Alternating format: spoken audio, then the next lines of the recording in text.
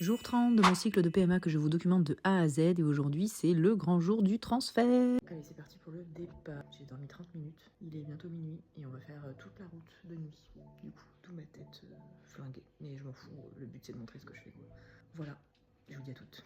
On avait à peu près 7 heures de route pour aller jusqu'à Barcelone et du coup j'ai vraiment essayé de pas trop m'endormir parce que je voulais pas laisser mon mari tout seul. Mais j'ai pas réussi, je suis quand même tombée de fatigue vers 3-4 heures du match, j'ai dû dormir 1 heure ou 2 maximum. On a eu un petit peu de bouchon en arrivant à Barcelone, du coup on est vraiment arrivé pile poil pour l'heure du rendez-vous à la clinique. Arrivé à la clinique c'était trop bien parce qu'on avait un petit salon privé comme ça où on a pu se poser, boire un café, voilà, être un peu tranquille. C'est sûr que c'est pas pour les services à côté qu'on y va, mais c'est toujours plaisant de pouvoir un peu se rafraîchir, voilà, boire un petit jus, être posé, vous avez vos toilettes, enfin vraiment c'est cool après avoir fait 7 heures de route. Après on a dû s'habiller en stérile, ce qu'on faisait pas nous en France, je sais pas vous les filles en France, dites-moi si vous avez eu ça. Et après on a toujours la petite photo du transfert comme d'hab.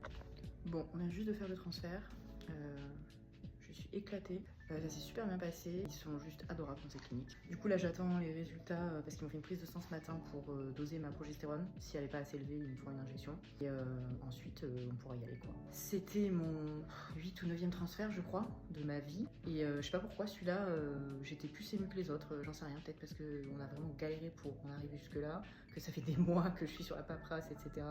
Plus le trajet là de nuit, bon j'avoue, ouais, donc il a intérêt à s'accrocher ce petit embryon. Les résultats de la prise de sang étaient bons, donc j'ai pas eu besoin d'avoir la petite injection de progestérone. Du coup, on a pu partir directement. Donc en tout, on est resté même pas 2 heures sur place. Ça a été très très rapide. C'était déjà reparti pour le retour. On avait hâte de rentrer parce que notre fils nous attendait à la maison avec mes parents. Mais alors là, le retour, ça a été long, interminable. Vraiment, voilà, regardez ma tête de fatiguée. Enfin vraiment, j'en pouvais plus. On est de s'arrêter de faire une sieste de 40 minutes. Enfin là, vraiment, j'étais au bout de ma vie. Je me souviens avoir fait une nuit blanche dans ma vie, mais j'avais 20 ans, mais vraiment là c'est plus pour moi. On s'est arrêté je sais pas combien de fois. Évidemment il a fallu se faire le petit Burger King du retour, le traditionnel après le transfert. Et voilà, on voyait plus le bout de la route, mais on est arrivé le soir assez tard, vers 22 h. Voilà, je vais vous faire du contenu sur la phase d'attente aussi, qui est très très chiante et très très longue. Et je vous dis à très vite et force à toutes celles qui sont en PMA.